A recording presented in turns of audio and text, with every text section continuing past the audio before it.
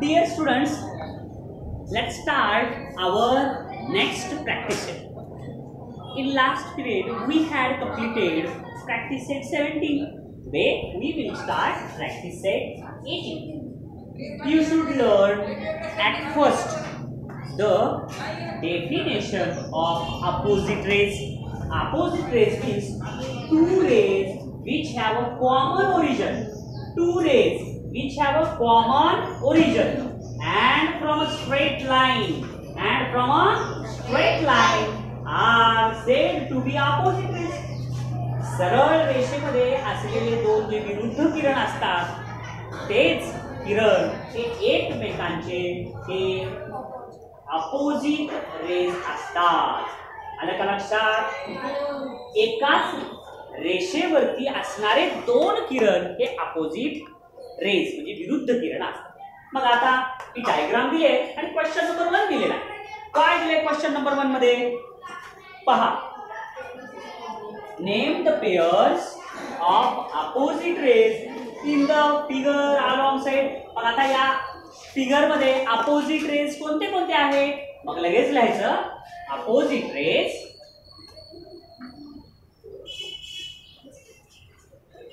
Number 1 ray कोणता? P L आणि number 2 ray P M. These are opposite rays. These are opposite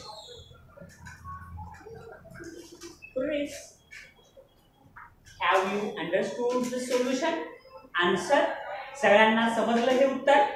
Write it down. सगळेजण लिहून घ्या. Diagram मध्ये दोन स्ट्रेट लाईन आहेत. मग या स्ट्रेट लाईन वरची पण रेज द्यायचे आणि या स्ट्रेट लाईन वरचे, म्हणून थोडंसं आन्सर आणखीन आपण मॉडिफाय करू. नंबर 1 रे पी एल आणि रे पी एम. बघा पी एल आणि पी एम हे अपोजिट रेज आहेत. आणि दुसरी कोणती आहे जोडी? Ray P T and ray P M. Ray P T and ray P M.